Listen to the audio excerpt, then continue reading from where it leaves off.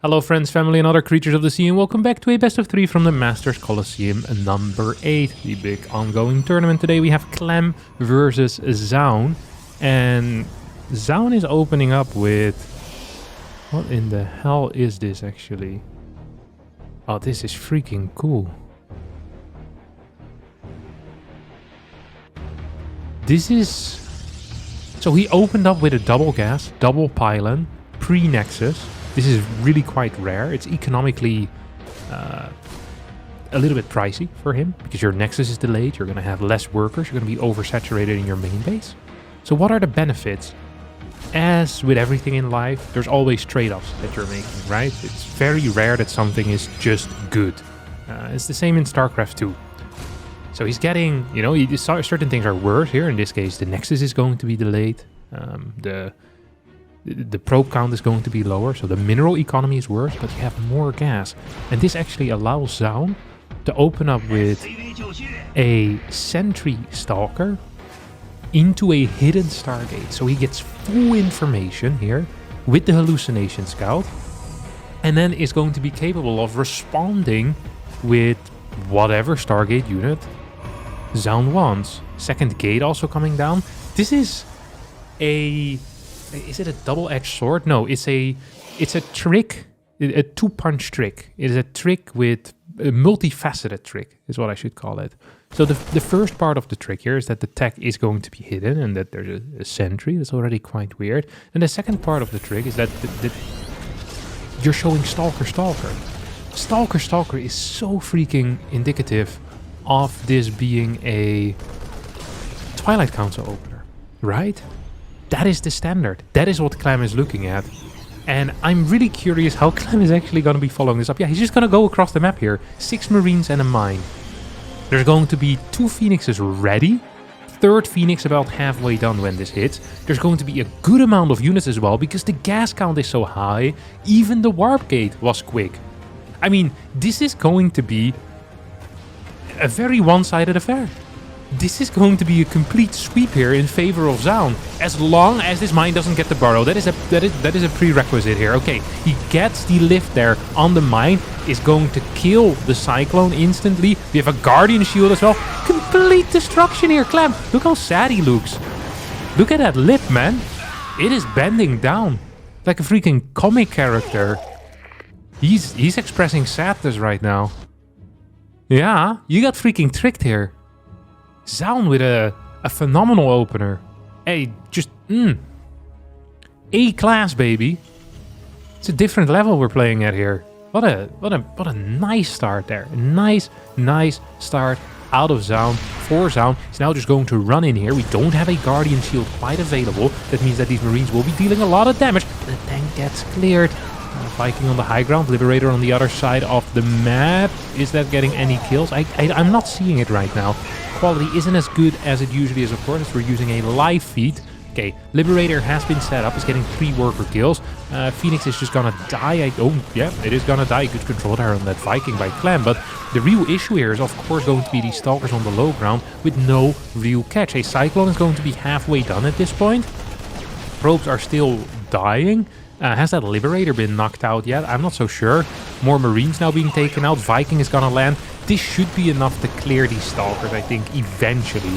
Yeah, there we go. Lots and lots of kills on these Stalkers. Good lift, but I don't think the damage output of the Stalkers is high enough anymore. We're gonna get a recall out of this. This was a successful counterattack. You could look at it and say, well, actually, it didn't deal so much eco damage. True, but let's take a look here at the stim timing. Where is that stim? It hasn't even started yet. Third barracks is just now on the way. eBay is just now starting. We're going to have stim finish like freaking 8 minutes in. There's not even a tech lab yet on that barracks. He's going to fly it over towards the factory tech lab. But yeah, this is a great start here for Zaun. Such a cool build order. And of course, this build was already somewhat viable pre-patch. We had seen it before. Parting used to play a very similar build order like this about 6 years ago.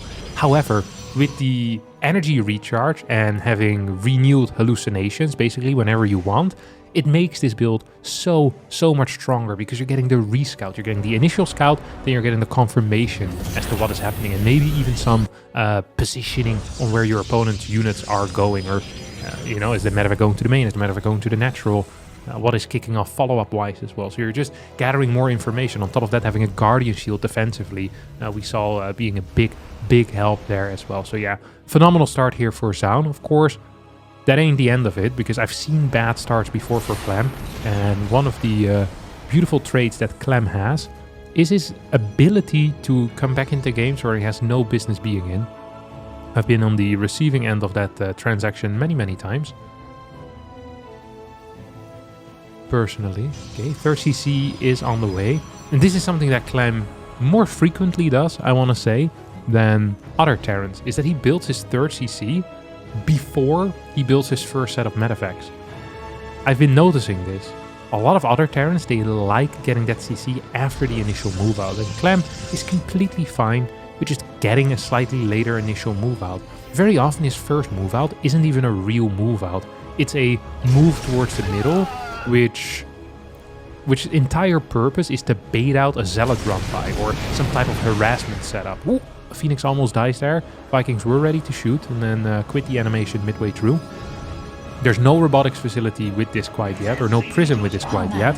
So it's going to be a pure Zealot attack. This is a dedicated attack here to try and kill this army while trying to secure a 3rd base. I think that is the plan here. So here we're going to go Zealot run by in towards the natural. Mines now borrowing. No lifts on those mines. Okay, one mine does end up getting lifted. Zealots are connecting. Guardian Shield way too far in the back. But the Zealots by themselves doing a fine job indeed. 4th base is about to finish up here. Zaun can commit into this position. There's no mines here, so this doesn't even really carry a whole lot of risk. This is a completely fine play. 2 mines on the high ground as well. 3rd mine is going to join up as well. 14 SCVs being taken out. As I think Zaun is just moonwalking to his victory right now.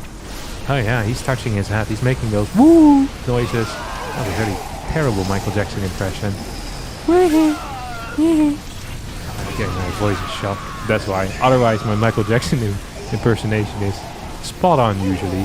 Zaun's is definitely, because he's moonwalking to his victory. Get a scan here. This is the desperation scan. Oh, I'm really dead, am I not? Yes, you are. And that's not even the 4th base, which is already saturated as well. Of course, a couple of mines now setting up. We'll clear a bunch of these Zealots, but with 64 supply against 115, life is not going to be fine here, most likely for Clem anytime soon. Army supplies are actually surprisingly close. The problem is that the income isn't very close. 3,200 minerals a minute against the 1,800. Zaun almost doubling his opponent's income, which makes sense that it's 4-base mining versus 2-base mining. So yeah, and the 2-base mining is only on 29 workers as well. So make it make sense. One more Zealot warp in and that should be the end of it. This medevac is going to get caught here as well, and I mean, should be the nail in the coffin. Gotta get a lift on this mine. Colossus are being pumped out behind this. Lots of cash in the bank as well for Zaun. Like I said, he doesn't really need to commit here, but he can commit. It feels like every single trade is just going to be a good trade here at this point. I wouldn't mind if he adds like 3 more gateways at some point in the near future as well. But the first Colossus should finish the game. 2 more warp-ins should finish the game. I don't really see a way for him to lose the game because the Marauder count is so low. We're getting a lot of Marines as the reinforcement, which is good defensively against this type of setup, but it's not great once the first Colossus waddles across the map. Once again, shout out to Clem for trying to, do his best, but this is, this is kind of useless. It really is. 5th base now coming up. 3rd base is wanting to fly over. We have 1,500 mineral income against 3,200, and it's been like that for a little while now. +1 attack is about to finish up here as well for Zaun. And we're going to get a mass drop. I appreciate this play, because I think this is the only play you can go for. The problem is just that you can't defend, right? It's not possible. It is just simply not possible. Yes, you might get a base kill, but you're also just going to lose everything in your own natural. Ooh, that was a nasty Unbarrow. 2 mines on the high ground here. And these Marine Marauder medevacs boost in towards the 3rd base. And we're actually going to get a recall. It's not what I had expected, but it is what is happening. And it's also just going to be the end of all of this aggression out of Clem. GG is going to get called here finally. Surely. He can't, you can't even imagine Can even fantasize about a win here. Yep, Zaun wins game number 1 and puts Clem on the back foot. Game number 2 is going to be played on Frostline, and this time it is Clem opening up with the refinery opener, the double gas. 2 gases. I mean, there's going to be 2 gases for Zaun eventually, but it's not secondary main building. For the pros, let's call it Nexus. Not sure why I made it so hard on myself. Man, I freaking love that build. I really, really, really liked it. Like, I liked it, you know? If I could marry a build, I would marry that build. Because that build, freaking sexy, man. But also, you know, it's not just the looks. It's also the, you know, the inside matters as well. You see, that build has a good, you know, a good inside. You can see it. Smart. It's so good. The problem with that type of build, though, is that it still is just a Stargate opener. So if the Terran player, you know, they catch a whiff of what you're doing, you're basically just playing a bad Stargate opener because you're down like 3 workers. But if they don't, you know, they don't catch those smells, yeah, they're in some trouble, man. They're in some freaking trouble, let me tell you. Ooh, what's this? That is a problem here for Zaun. -2 workers. That's what I'm feeling. It's gonna be -3 if you ain't careful. It's gonna be -2. Hellion is going to attempt an assassination here in the natural as well. It's gonna get 2 probes. Yeah. Whoa. Very reasonable haul here for Clem in the early game. 4 workers for 2 Reapers and a Hellion. Gets the scout on the tech as well. I mean, Clem's gotta be pretty happy with himself. He doesn't look very happy with himself, but he should be. Absolutely. I freaking love this hair on him, by the way. I think this is the perfect, maybe a little bit shorter than this, but I'm a huge fan of this. I always like it, you know, when you've been following these kids for a long time, these like the Clems, the Rainers, and then, you know, they grow into their early 20s and they get their own like styles, you know, their own, you can recognizable. I love this this long-haired version of Clem. I'm a huge fan of it. Not that I didn't like the hair when it was short, but this, you know, is a bit of body to the personality, and yeah, just loving it. Absolutely. It's gonna go for a double mine drop. Matter of fact, needs to survive here. I was going for the high ground drop. This type of situation would be nice to have like a hallucination, so you can shoot the mine for a little bit. If this main mine escapes with the medevac, it would be bad business here for Zaun.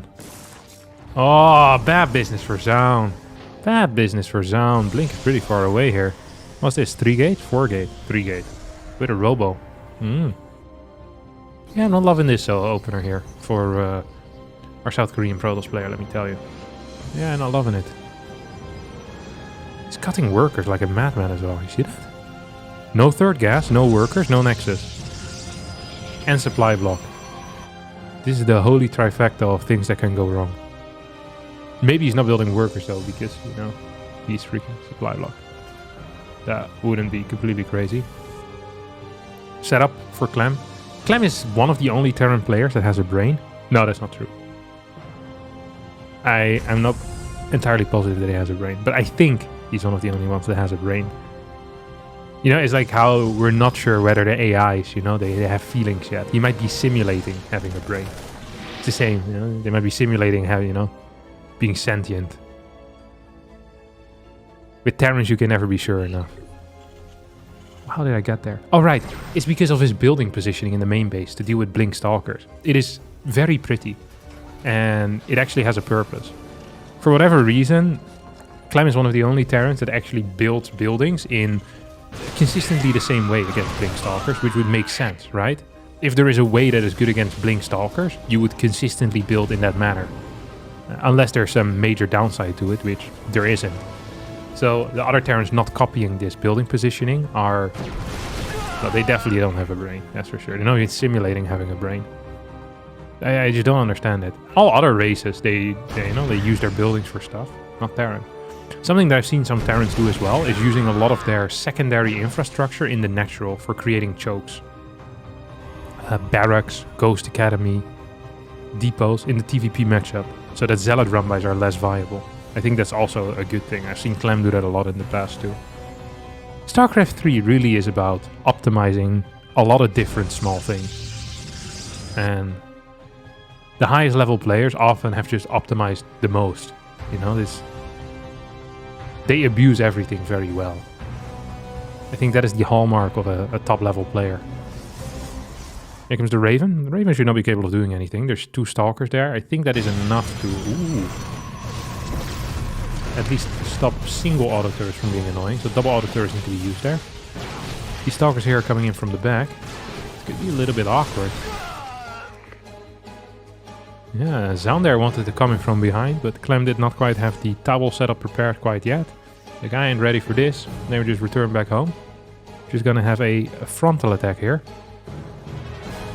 The medevac needs to join up with the main army, you know, to provide a little bit of security for those infantry forces.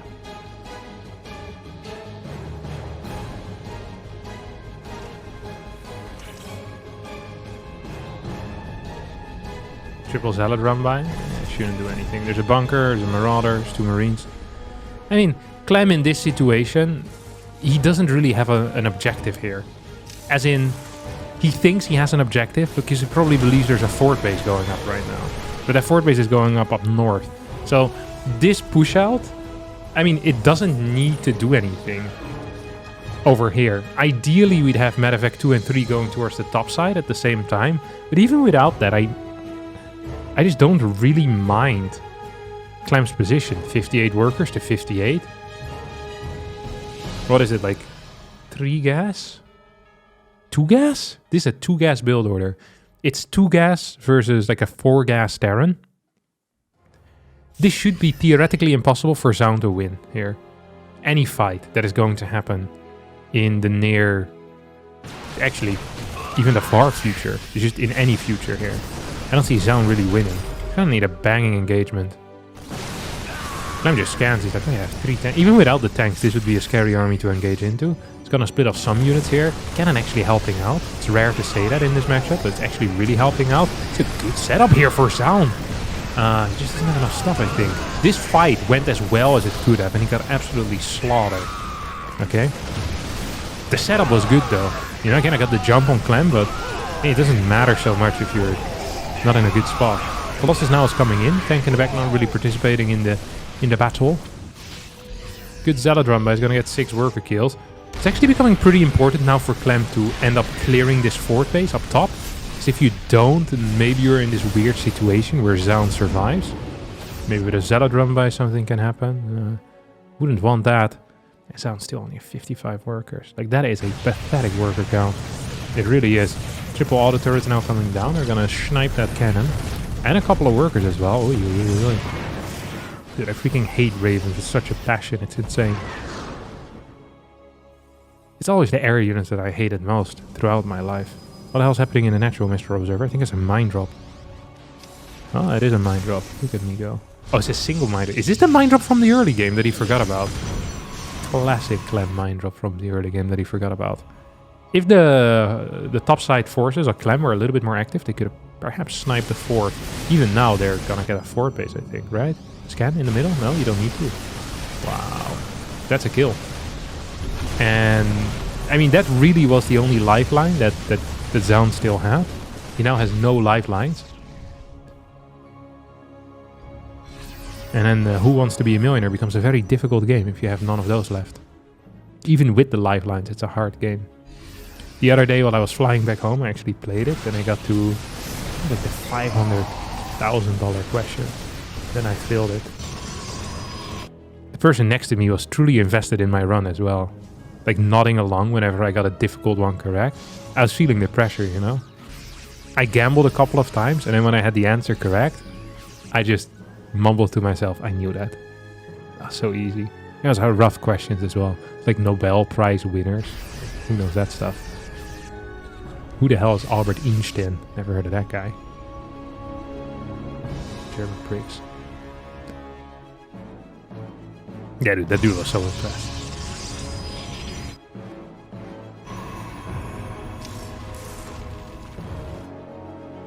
No Wi-Fi on the plane either, so he knew I couldn't be like Googling. My plane was flying without Wi-Fi. They texted me like an hour before, so there's no Wi-Fi on the plane. Like, what do they want me to do with that info? Like, I'm not gonna fix it for them. Alright, 5 base down. I do love the double expand here. I think it's a good call. The reason why I think it's a good call is because now you can give up this base, unless it's too late. Okay, well, it's still only 400 minerals, but you need to give up the position. Like, it's key to kind of give Clem something he wants, you know? Clem is like a hungry crocodile.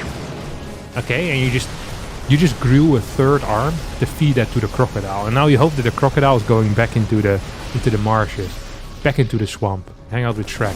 Get out of here, son. This crocodile though wants another arm, and he's seeing your main arm. He's like, oh, those look tasty too. Haven't eaten in a while. Yeah, it is a complete rampage. Good call by Clem moving in there. This game took way longer than it should have. GG gets called. Clem's gonna tie up the series, and Zaun will need to pull another rabbit out of his hat if he wants to win against Clem. Ooh, Zaun is going for the same build as in game number 1. Now, this is one I'm never quite sure about, you know? Magicians will know this, but you should never do the same trick twice for 2 reasons. One, once the trick has been shown, people are going to be less impressed the second time, you know? Is not that cool. Like, the first time you show a caveman how a car works, they'll be like, oh, how does that work? They're gonna, you know, but the 15th time, you know, they step in the car, they'll probably know how to drive at that point, you know? The caveman brain adapts quickly. And it's the same for Terrans, really. They also have caveman brains. Now, they don't adapt quite as quick as the regular caveman, but still, you know? A couple of times you show them the same trick, like, oh, sentry come out, Stargate follow up. And the Terran will figure it out eventually. So I actually hope that this is another trick, you know, you show them something they already know, but then the ending is different. No, caveman expects the car to drive and boom, it explodes. It is family in it. Why'd you do that to the caveman? It's messed up. What the hell? But it's good because in this analogy, the caveman is the Terran. It's still messed up to blow up their family, but you know what I mean. Oh, this map doesn't have a. I hate this so much. This map doesn't have a good way of denying scouting. No, you can't do the same thing twice, man. Well, you can, but I'm not a fan of it. Also, Clem is playing something completely different, so he's gonna get scouting information here with Reaper. Both players here are playing the build that they won the game with. So this is like the all-star finale, you know? Sometimes when you have like a TV show and then after like 10 seasons, they do like the crowd favorites. They pit them against each other. I'm not sure if they do it like The Voice or something. I think dating shows do that, no? Like the weird dating shows. I'm not even sure what you call those. Lol, this is a wall. This is not a wall. Oh, interesting force field, the second one. It's like what you call those shows, the super singles or something, you know? Love is Dead. Love is Blind, there you go. Irene watches that stuff. It's painful always for me to watch.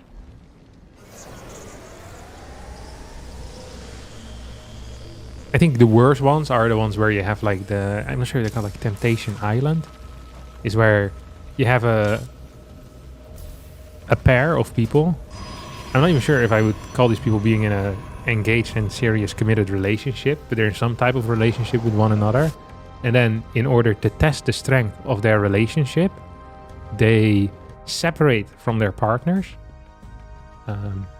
And they get put on an island with people whose entire goal it is to tempt you to engage in some type of intercourse with them.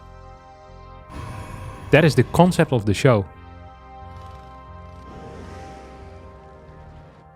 To test the relationship. I feel like if you sign up for this show, you've already lost.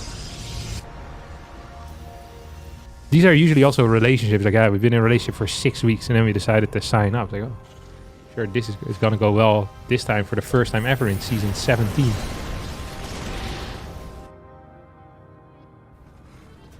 Surreal stuff. Also feels like making dating shows is like legit the easiest thing ever. You just make up a name for the show and then the concept rolls out by itself. Like a StarCraft dating show.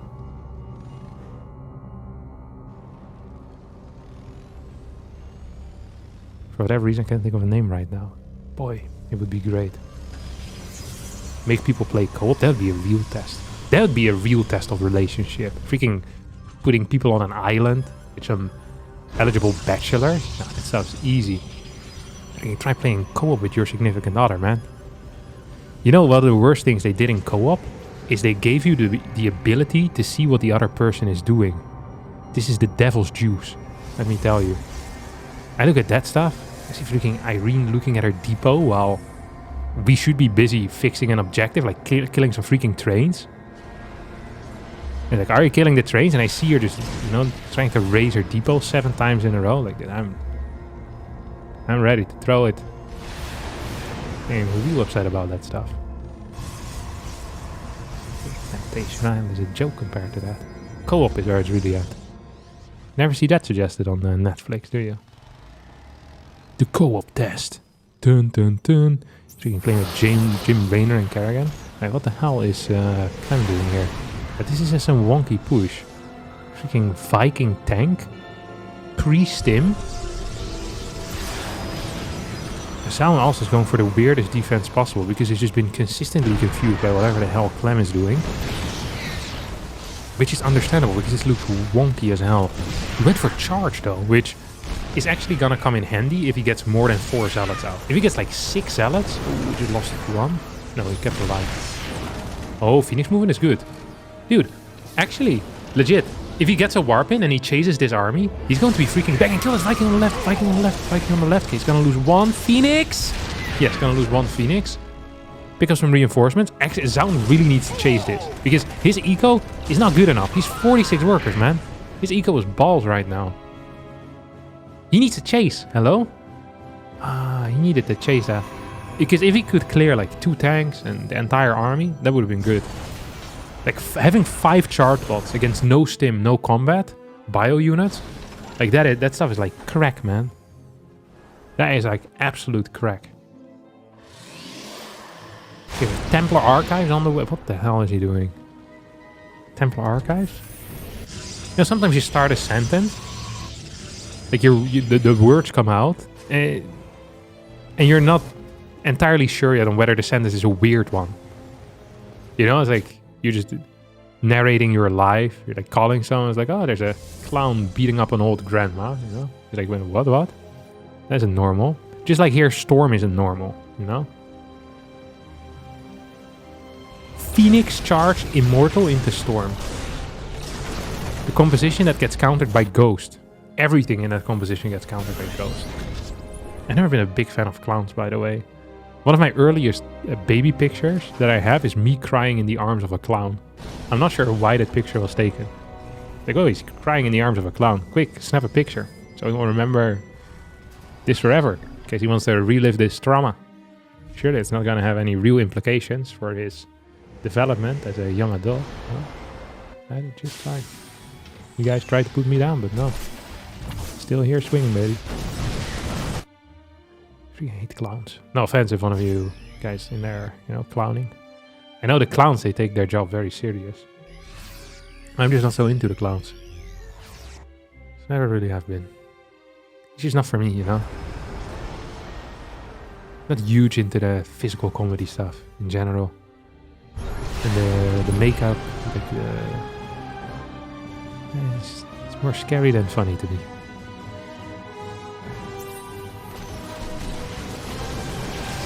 Liberator is out of whack here as well. If you smash some big storms on here, it's actually not bad. Punch Micro is good though, and he has tanks with it. I actually think if you're Clem right now, there's a couple of things you can do. You can take this really freaking slow, or you can take this really freaking fast. He's gonna take it really freaking fast. He's gonna go straight into the main base and move this army, I think, towards the top side. So you retreat and move to the top. He has a Ghost Academy, so he can also wait the main army to get some Ghost. You get 3 Ghosts in this group, man. They're freaking banging, let me tell you. Absolutely. Oh, there they come. Hey, good luck splitting that army, buddy. Storm is really bad if they're not already in position in the main base. Because pre-splitting is so powerful. These are good storms, by the way. These are really good storms. Holy cow. Zaun is freaking blasting through, but at the same time, he decided to not deal with the threat in his main base. Nice that you won that one fight, but you're losing your entire main.